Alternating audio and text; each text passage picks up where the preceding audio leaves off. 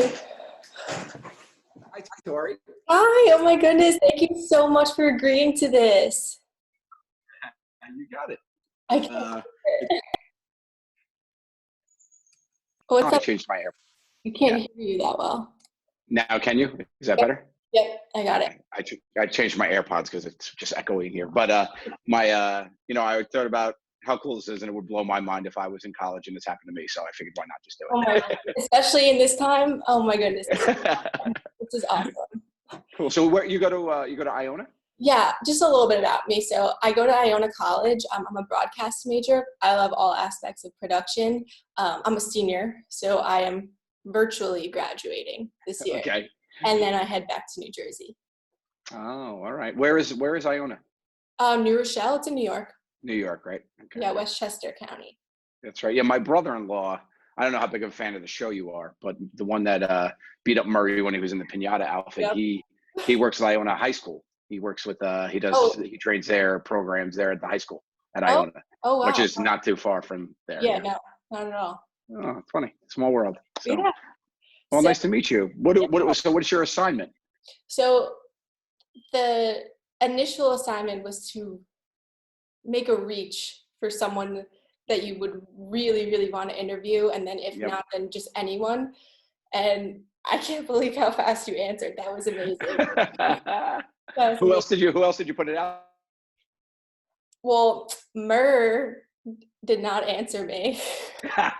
But that's actually it, to be honest. I just started trying that the other night, and then you answered. Oh, So, wow, great. Well, good. Happy to do it. So that's thank pretty you. cool. Yeah, so I am such a big fan of the show. I watch it all the time. My family watches it. I actually got to see you guys live at Radio City. I think it was the Santiago Census tour, Yeah, 2016. Yeah, the first one. yeah, First time we did it. awesome. Great, that's awesome. I got my T-shirt. I got to take a picture with the big blow-up versions of you guys. Those are funny. Yeah. Yeah. So with that being said, I'm assuming the Cranjis basketball tour, is that postponed right now? Well, it was a summer one, so they're working on it, but there's nothing official done yet. But they're looking at everything now. Ours that didn't really start till July, so we're kind of ahead of what's going on with New York being locked down. Most of the country being locked down till June 1st. It's kind of a little early to pull So it. So we're just waiting to see. there's no word on that right now? No word on that right now. My gut tells me that we'll probably have to postpone it, but there's nothing official yet. Right. The second part of the tour actually falls in between the week of Christmas and New Year's. So those dates, I imagine, will at least be unaffected. And then the next, maybe we would just flip flop it or whatever. But we have all our agents and other people working on it now. So. Right. Well, I know that you're raising money for a charity where 20 people get a 30-minute Zoom call. And then you're also doing the personalized videos that sold out in a day, Yep. right? Yeah. Yeah. Will that money be going to help those in need from COVID-19, or is that going to another charity? That's going to other charities. I did an initiative in the beginning for the New York Fund, the COVID-19 Fund. I raised $18,000 by auctioning off a sweepstakes to get a signed movie script from us. So that was great. In the first week, I was able to donate them when everybody really needed it. It went right to the healthcare workers on the front lines. It was the New York Fund, which was great. And then this one, there's a lot of charities that I always work with that really get hit hard with this and affected, that aren't in the limelight, like the healthcare stuff. But it's mainly going to be the Adopt Don't Shop. A lot of shelter money is going to go out. Daniel's Music Foundation is one charity that I always support. Their big benefit that they raise like $300,000 a year is in May. It had to get canceled, so they're taking a huge hit. So it's really for a lot of the charities that I support that are getting affected by COVID because they can't raise money. Like all the three big galas I go to in New York are all doing them virtually. They're going to make a quarter of the money they make. So I'm just doing what I can to help with that. It's such a scary time, but Yeah. that's really nice of you. I've noticed that you've been very, very active on TikTok. You and your Yes. Yes. What else is your family doing to cope with everything? We have a huge family game night with my sisters. I'm really tight with my sisters and their kids too. So every Thursday we do a family game night that I host, which is fun. We've done it 6 weeks in a row. We had Easter Sunday dinner on Zoom too, which is good. I've been using Zoom a lot. I really like it. We did, I basically do play with the kids and try to be active with them because they're at a weird age. They're not in school, so they're having schoolwork to do. Oh, really? they're cooped up. You know, my son is 2.5 and my daughter will be 5 next week. And they're at that age where they just always want to, I'm never here this much. So it's like, was in the beginning, it was insane. It's like daddy's home, daddy's home, daddy's home, you know? So I got to play with them a lot and stuff, but now I'm trying to teach my daughter things and spend time with them to do stuff. And it's really cool to see them start to bond, the two of them, which is kind of fun. And then during the day, I'm working, I'm writing, I'm working with the boys on some other project stuff that we've always just had on the side that we've never had time to do, Mhm. which is good. I have a movie script idea I've been working on, a board game idea I've been working on, stuff like that. So it's time for these other projects that I've had, Right, and I'm able exactly. to do that, which is nice. And then also I'm playing video games and not putting too much pressure on myself. You know, I think that's a big thing that people are doing. They're like, I got to come out of this. I'll have no excuse. I had all this time. My excuse is always I had time, but you only had time when your mind was right and the world was right. This is not true time. This is completely different. This is, you have to do what you can to survive. It's okay not to be okay, to feel overwhelmed. Like you can't force yourself and feel guilty on top of that to be performing and making yourself better and doing something, you know? So I think that's a part of it. Some days I just, me, Bessie, hang out, throw on a movie, pop some popcorn with the kids, Mhm. you know. Are you guys doing anything special for your daughter's birthday? Yeah, we're gonna do a drive-by. We're gonna get my people Uh, to come by and do that. But I think we have some friends that are further away too, so we might actually get in the car too to go. So just so she could see more people, because I know a lot. She's 5, so it's hard with kids with 5-year-olds to okay. do that. But my sisters are gonna come drive by, and her grandparents don't live too far away, my in-laws, so they'll come by and honk and wave and stuff. Well, And I that's think our nanny has something special planned, which is cute. So cute. Well, speaking of your family, I know it's very obvious that the whole world finds you funny. Did your family still find you funny? Do they still laugh at your jokes? yeah, nobody laughs as hard as me as my daughter. My daughter thinks Really? I'm hysterical. Yeah, yeah. My Oh, daughter thinks I'm hysterical. My wife Bessie too doesn't like comedy, doesn't like comedians, doesn't really? like really like comedy movies, whatever. But she finds me hysterical, which is so funny to me, which makes me think I'm not funny. But no, we really enjoy ourselves. It's funny because one of the things I fell in love with her about, she's one of the women that made me laugh.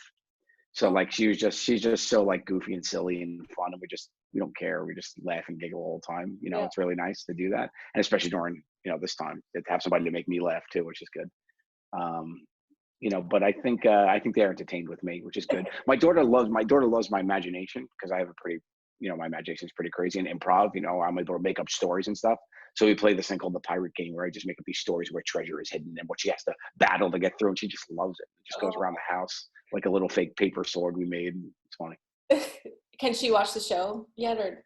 She watches it. She came to the movie premiere.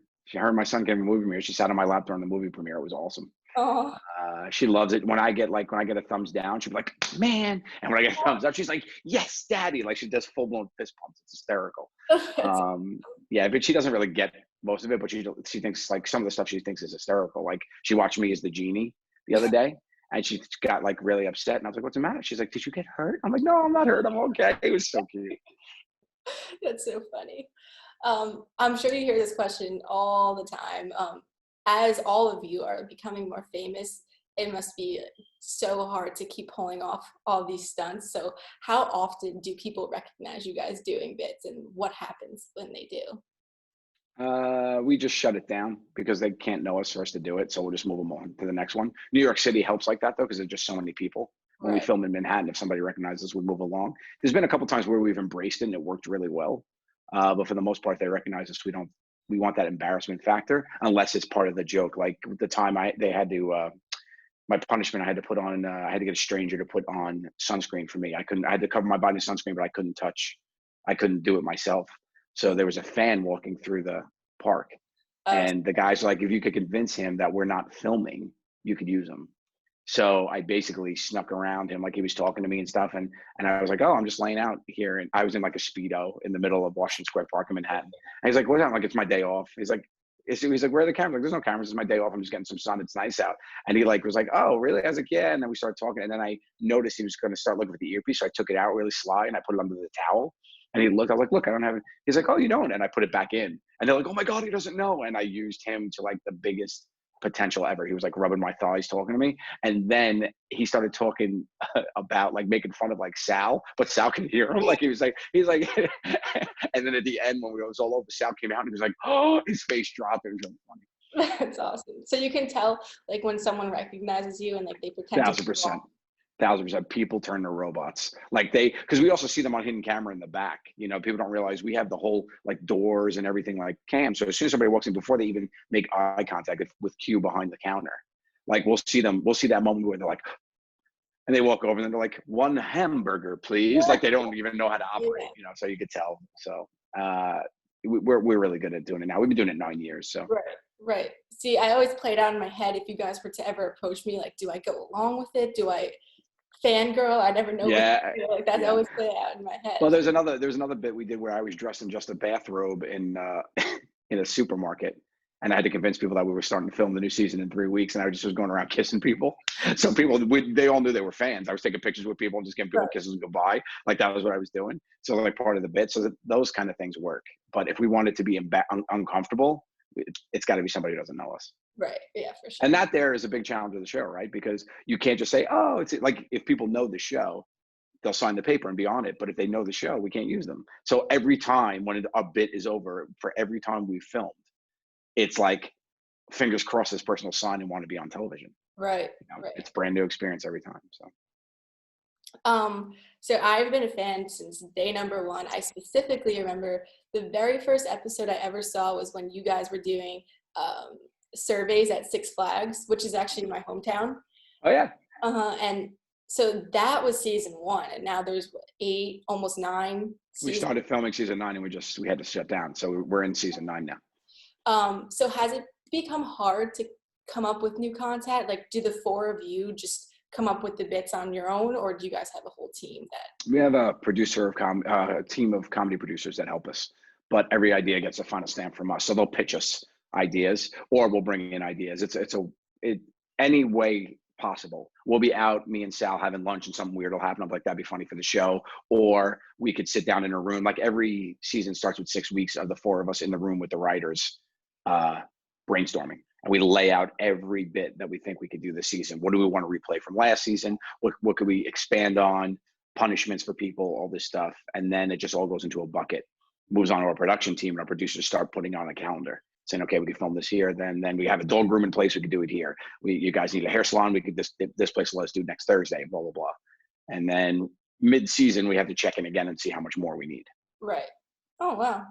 Yeah, because it's a lot of content. Like if you think about it, we've filmed over 200 episodes, but it came out to over 537 bits of comedy we've done. And that's just season 8. So now we're starting season 9 because we had our 200th episode. So up to the 200th episode, that's how many bits we filmed, 537. Wow. That is a lot.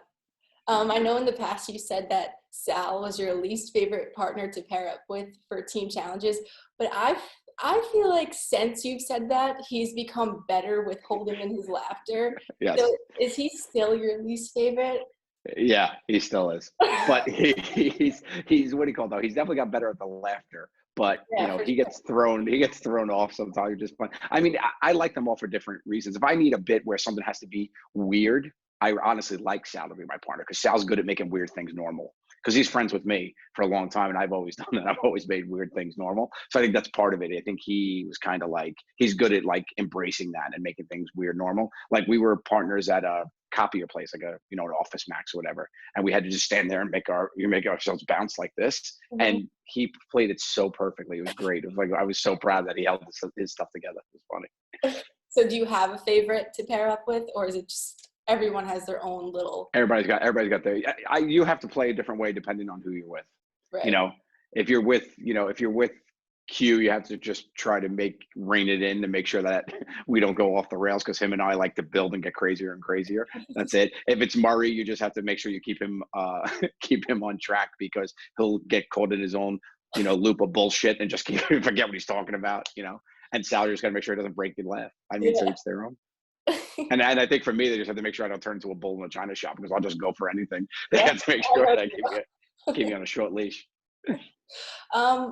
Well, thank you so much again for this interview. I have one more question, so a little off topic, but while this is for my radio class, I am most interested in video and post-production. My dream job has always been on True TV. What advice would you give to someone like me who would love to work on your show? It's all about networking in our industry. Freelance jobs. Like honestly, on our show, it's so funny. Like, don't be afraid to PA. Like, I can name eight, probably 10 to 20 people that started as PAs and that have ended up with serious jobs in our show. And I can name probably another 10 to 20 that started on our show as PAs, moved up, and then moved on to other careers in different places. So I think the big part of it is just when you show up, treat it like a job. You know, it's easy to shine as a PA because some people are just there, don't know what they're doing, and don't show any. They either get in the way, they're overly excited, and they're rumbling around. Like, if you just focus up, do your job well, keep your head down, you'll get noticed right away. Like, I always notice the PAs all the time, especially at my level as VP. Like, I'll just like look and notice. Sometimes I'll be waiting for like my car to get picked up or to get picked up or whatever, and I'm standing out front, and as they're loading the truck, and I'll just watch the PAs load the truck, and I'll be like, and I'll go up to Shay. I know you know Shay because you know the show. I'll go up to Shay because all the PAs work for her, and I'll be like, who's that guy? And I'll know who that guy is, and then I'll keep my eye out whenever a job opens. I was like, why don't we try him here? And we move people around. So I think that's a big part of it. It's networking. Send me your resume if you want. Oh, wow. Yeah, you can. I'll get my assistant in touch with you. You just send me your email. I don't have your email address. Just send me that over Insta, and I'll get you in touch. Just send me get your resume. I don't know when we'll be starting up or anything, but I can show it to people. But when do you graduate? You graduate in May. Okay. Mm-hmm. Good. In your pajamas. Congratulations. Yeah. But I would say 100% of it is networking. Yeah. I really think just, be friendly. You never know when somebody's going to turn into somebody else. It changes like that in our industry. Next thing you know, somebody's in charge of a network. Like, it really does. It's crazy. Wow. Which is good too. It keeps you fresh. And I would always say keep in touch with people that you've worked with, because they get you jobs. Like, Shay is unbelievable. She staffs our show with people she's worked with on other jobs. We call her the stealer. Like, she'll get good people on other jobs. She's like, you're going to come work for me for real. Like, and she'll bring them the jokers. So like, that's really important when you stay in touch and keep that network alive, because especially in the freelance route, which you'll probably most likely fall into, Right. It's all about networking. It's all about when somebody gets a job, the first thing when they're staffing up, they're like, do you know anybody good? Is always asked. Be that person that somebody knows that's good. I think that's probably the most valuable advice I can give. Wow. Well, thank you so much. Yeah. And you don't have to, but I know my sorority would be mad if I didn't ask if you could say like Rush Phi Sig at Iona College. You don't have So is it Phi Sig? Yeah, Phi Sigma Sigma. Okay, all right. So you're recording this, right? Okay. Yes. Hi guys, it's Joe Gatto from Impractical Jokers, and let me tell you, the girls at Phi Sigma Sigma, they're just top notch. So if you're thinking about anybody, give them a shot. Perfect. How's that? Thank you so much. You got it. Congratulations on graduating. Stay safe, stay healthy. Thank you. You too. And enjoy your daughter's birthday. I certainly will. Thank you. Thank Bye. you.